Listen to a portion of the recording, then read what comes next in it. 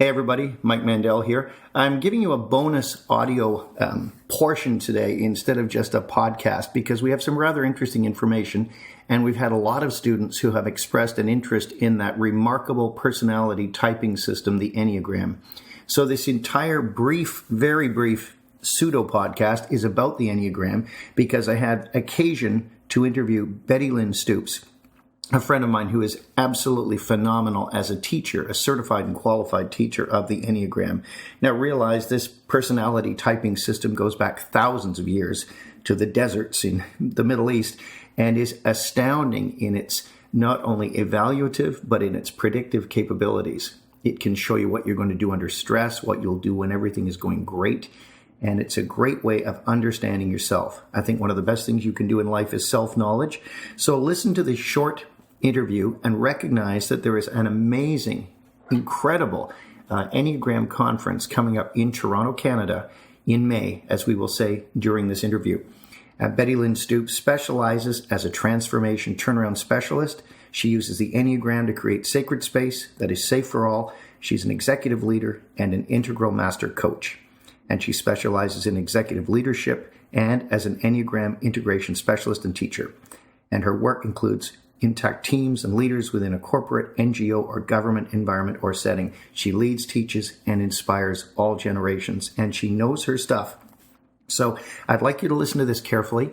If you've never shown an interest or had any interest in the Enneagram in the past, this is a great time to come to Toronto at a very reasonable price, to get in early, and come and study with these incredible teachers from around the world and learn more about yourself. And you won't just learn, you will grow, you will integrate, and your life will improve dramatically. So the conference is in Toronto. It's called Leadership, Liberation, and Life. So it covers everything. May the 15th to 17th, 2015 in Toronto. And also, please check out, you can also attend something called Enneagram Intensive 2.0 course. This is really, really cool stuff. And it will be led by the conference keynote speaker and past CEO of Enneagram Studies in the narrative tradition, Terry Saracino, accompanied by the principal teacher trainer, and I hope it isn't Saracino if I'm saying it wrong, sorry, the principal teacher trainer, Renee Rosario. And this is immediately following the conference. You can go to this other intensive course and learn so much. And you want to find out about it, go to EnneagramWorldwide.com, their website. And Enneagram is E like Edward, N like November, EAGRAM worldwide.com. Check out the website and the conference site, which is enneagramconference.ca, not .com.ca in this case, and it's highly recommended. The 2.0 course takes place right after the conference in Toronto, Part 1, and you will have an absolute blast if you're a speaker, a practitioner, a therapist, a coach, and you want to extend and deepen your own personal work and to move energy and understand how critic and inner witness voices can guide you. It's just phenomenal stuff. I can't say enough about it. The Enneagram I've studied for 20 years. It has absolutely impacted my life and my family's life for the better. So check it out. Listen to the interview that's following now.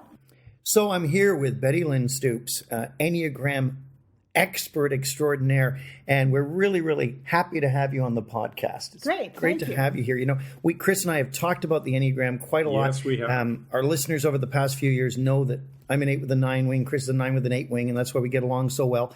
And also, I've been studying the Enneagram on and off for 20 years, and I do not know 1% of what our guest knows.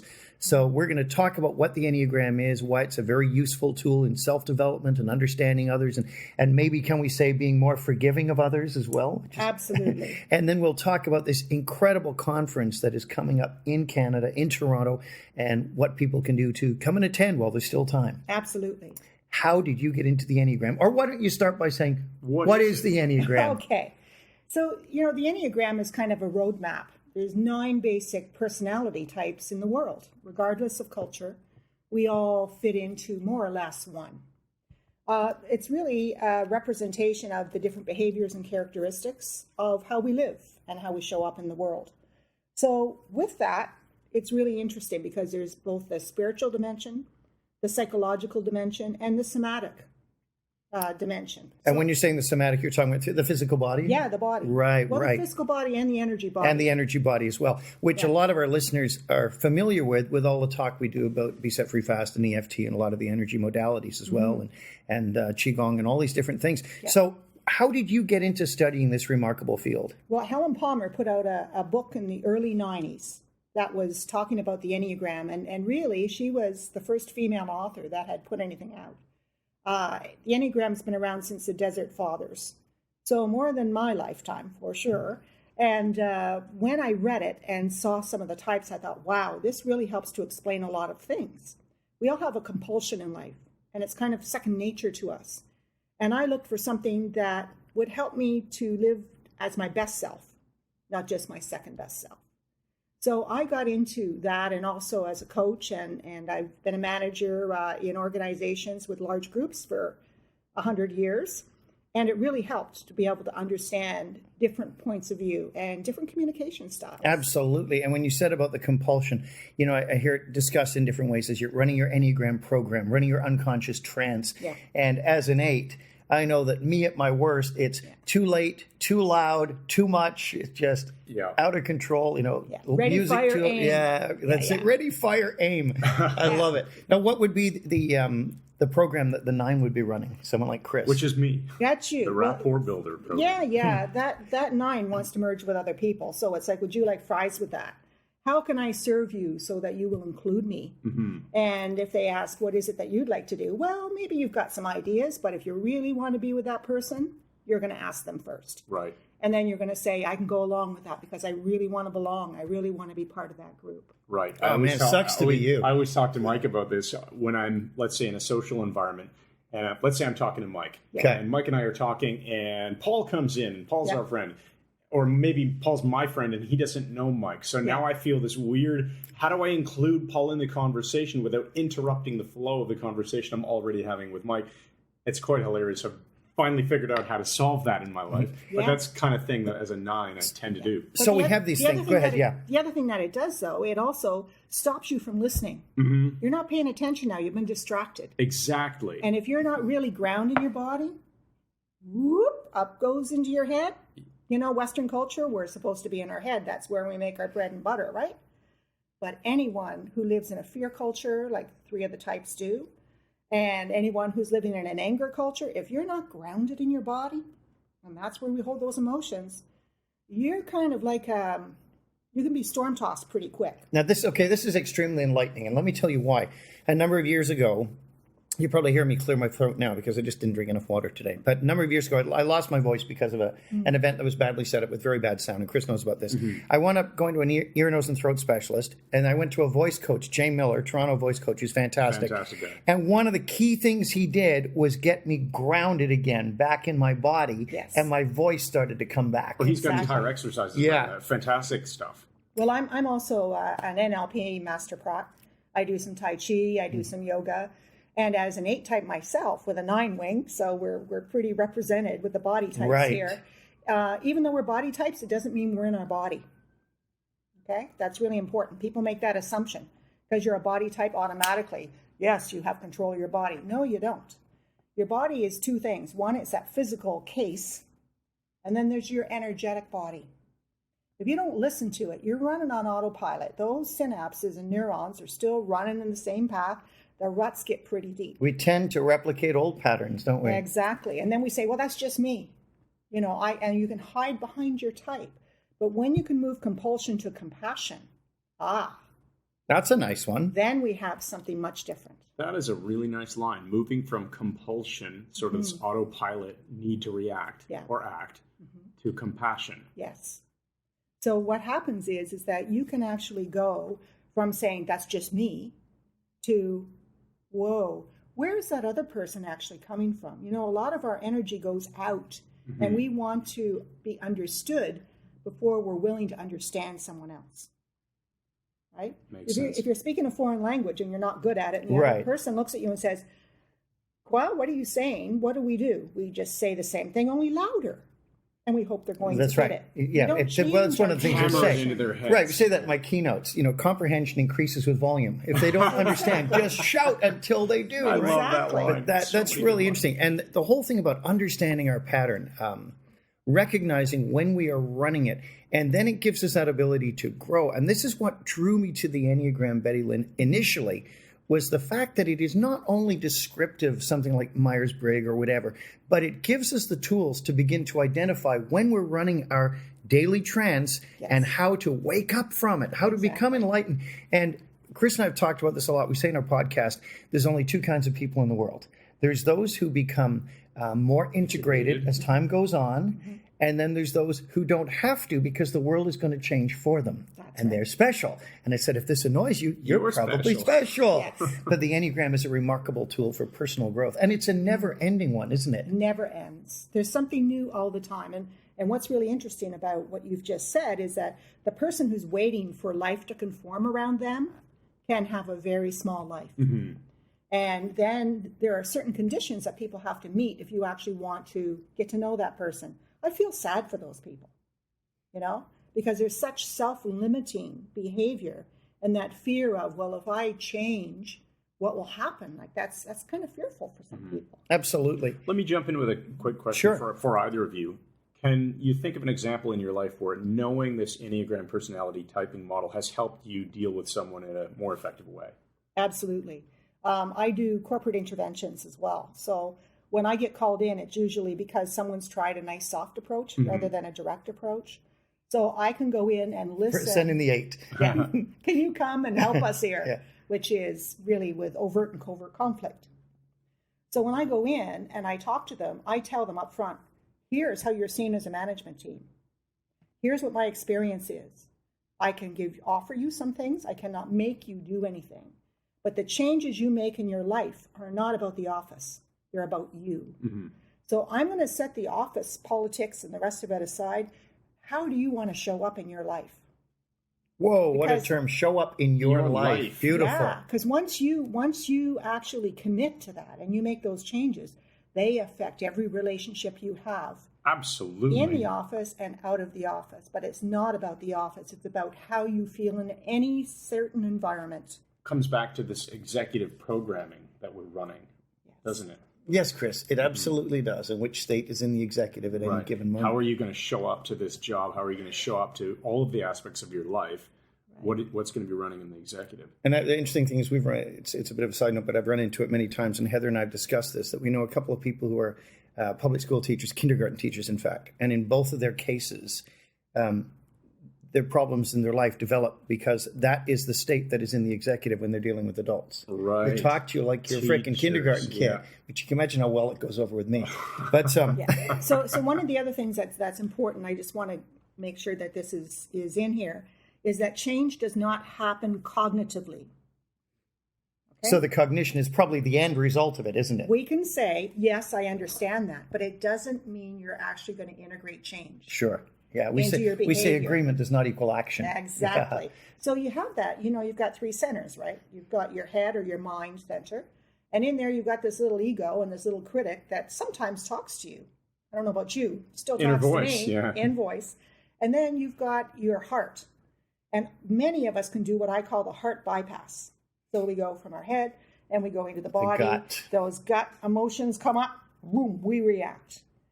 But if you don't engage all 3 centers, you're not aligned. You're not running on all the cylinders that are available to you. Just to be clear, the first one is the mind, head. Yeah. The second one is the heart. What's the third one? The gut, okay. Right. So I think a lot of people might assume that the heart and the gut are the same. How are they different in the model that you're thinking? Well, what happens is that the heart, when you look at the heart, it actually has 5,000 times the number of neurons than in your head. Oh, wow. Okay, and your gut has got 1 million more neurons than what's in your spinal column. Oh, wow. So you really mean physical differences here. Yeah. Okay. But those synapses are mostly asleep, right? So it's just like your skeletal system, your circulatory system, your respiratory system. They're not limited to certain parts of your body. Right, this is a system. Mm-hmm. And there's a unity to it. And any system that we get working as a unity makes our life better. Exactly. Now, that's very interesting. Let me give you an aside that you might want to look into. Okay. The way symphonies are written, They're designed, so the first movement is the intellectually stimulating one. It's for the head. Yes. The second movement is the emotional one for the heart. Yeah. The third movement is actually the pelvis. It's often a minuet, which is a dance to get the hips moving. But it's really interesting. So I guess the people who are bereft of the heart center should listen to more second movement symphonies. Well, and the thing is that we all have it. Yeah. But we don't necessarily activate it. And So what we're seeing here, sorry interrupting, but what we're seeing here is the same as you and I know as NLP people. We all use all representational systems, but we're going to default to a particular one until we learn to gain the skill in all the rep systems as well. So in the heart systems, when we're talking about the 2, 3, and 4, for example, so we're talking about the giver or the helper, and we're talking about the 2 is the giver, the helper. The 2, the 3 is the achiever, and 3 the leader, is the achiever, and then the 4 is the individualist or the romantic. If they are only really, or not only, but primarily coming from that source of emotion, what kind of a reaction do you get? It's not grounded. Mm-hmm. It's not necessarily thoughtful. It's just out there and comes at you. And there's a lot of mechanics that go with it for each type, which we don't have to talk about today. But really, when you look at it, the preoccupation is that nervous energy, that skepticism, and that worry that plays in your head. And when you can clear that, and you can actually go to that space, then what have you got? You've got a quiet mind. You've got an impartial listening capacity, right? And that's really important. But if you're always spinning and you're worried and everything that comes out, a 6 is the that 6 catastrophizing. Yeah. What if? What if? And it's always looking at the worst case scenario. You don't hear much. So that's where that communication breaks down. We have people that are very verbose and want to talk, and they will take a long time to get to the punchline. Mm-hmm. Ken Sweatman's story. Mm-hmm. Yes. So for which an we've 8, talked about in the podcast. Yeah. For an 8, what do we do? Just, Get me to the bottom line. Not very interesting. Yeah. Come on, let's move on. Sometime this fiscal year. So, speaking of 6s, 6s tend to be the worriers, the worst case scenario planners. My wife and your wife, Mike, are both 6s. Yes. What is a great strategy for someone dealing with a 6 in their life? Well, you really have to get them to overcome their fears and take some risk. So they have to build up they have to move from fear and have that 11 seconds that'll take them to courage and faith. Why do you say 11 seconds? That's interesting. Well, 11 seconds in the neurobiology, they talk about 11 seconds is all that you need. Rick Hanson's book talks about that. 11 seconds is all you need to be able to hold that space to make that change. Interesting. Now, I say hold it 2 seconds longer than you just normally in case. do. All right. And maybe work your way up to 20 seconds so you can kind of relax into that and say, no one's here to hurt me. Mm-hmm. I have to understand that people are usually coming with their best intent. Even if they insult or hurt you, from their perspective, usually people are coming with that honest intention. And I think that's super important to realize that. So if you can take a 6 and influence them to go through a situation, come out the other side, realize nothing bad happened, now they have this experience of a positive outcome, which in time hopefully will start to overshadow the fear that they used to feel the next time this comes around. Right? You shift it. You never lose it, but that doubt will be there. Mm-hmm. But the hesitation will it's not going to be in the lessen. foreground all the time. Yeah. And you're building resources of newer positive experiences. Yeah. And you're getting the 6s to realize, remember Freud said sometimes it's only a cigar, right? 6s have to realize sometimes it is only the mailman and not a psycho killer. That's right. That's right. And you know what? When they're in their body more, because they're a fear type, right? So if they can relax into their body, they are more grounded. And who doesn't want to be more grounded if you have that doubt or fear going on? Absolutely. It helps you to have a broader perspective. You actually see more. Now, this is amazing. Let's talk about this conference you have coming up and what people can expect and how they can sign up for it and what they will learn there. Okay. So the theme of the conference this year, we're really excited. It's the first time in Toronto, and it's leadership, liberation, and life. Well, it covers it all, doesn't it? Covers it all. So liberation from your fears, your phobias, and things that you can do with that. It's all action strategies, and it's not just kind of the talking heads, okay? The leadership, how do you actually deal as a leader? The session I'm doing is on how you deal with your emotions and your emotional energy, right? So we're saying energy management for leaders and life, because we all approach it differently. So there's a host we have 45 speakers that are coming. Wow. Amazing. From the States. There's some people that are coming from Australia. Chicago is coming with singing bowls. We're going to do yeah, a you whole said that. It's presentation of beautiful. that. And then there's a one-man show that's going to do a theater art piece and actually teach you All the types, isn't it? all the types. Nice. Oh, so you'll be educated and entertained. And entertained. probably a That's 9. right. We love that. Yeah. Hey, when is this taking place? It's What are going the to be dates? May 15th to the 17th. May It's, 15th to 17th. So it's 3 days. Yeah, St. Mike's College at the U of T. Which We is know where that we one. teach. That's where we Right. teach our Yes. architecture of hypnosis class. And it's really a great spot to get to, easy access. It is a with beautiful the TTC. spot. And May is a Fantastic. beautiful time of year to be in Toronto, folks. So they can get it on the site. It's they can put in enneagramconference.ca. Okay, So, that's and great. the spelling for Enneagram, just That's to make sure. ENNEAGRAM, ENN, EnneagramConference.ca. Make sure you check that out. And if you're just hearing this while you're jogging or something and you miss all that, send Chris or me an email It'll be in on our our show website. notes. We'll make sure you get all the information. We really want this to be well attended.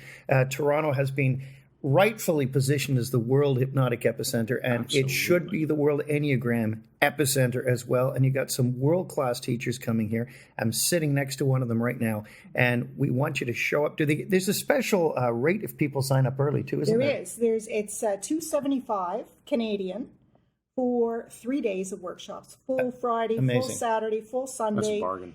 Friday night entertainment, Saturday night entertainment, and it'll be that rate until the 28th of April. Then it goes to $300. We better get this up quickly. We then. better get up there quickly. And I think you're going to find that those of you who attend, my wife is attending this. She won't miss it for the world. I can't because I've got some other stuff to do. But you will take home a lot of really useful stuff. Like Bettylynn said, it's not just head stuff. You're not just going to be in agreement, but you will experience some useful, powerful personal change here. And you'll find that it will make the quality of your life go a heck of a lot better. That's certainly been my experience with this. And this is remarkable suitable tool. for anybody. Anybody. We actually have a special discount rate. There's a form that's on the online right now for anyone who we consider youth, which is 30 and under. Nice. And I there's, don't fit that category and anymore. Childish, different thing.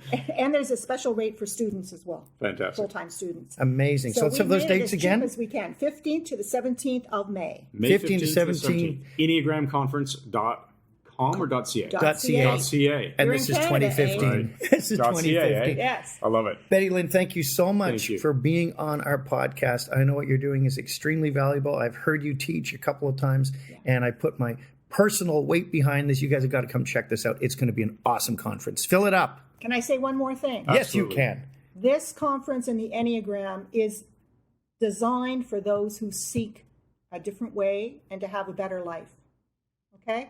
So no matter what modality you're involved in, this is not about what differentiates you. This is about what unites you in your walk towards a new developmental path. Super important. Yeah, find some wholeness and you'll meet some really cool people.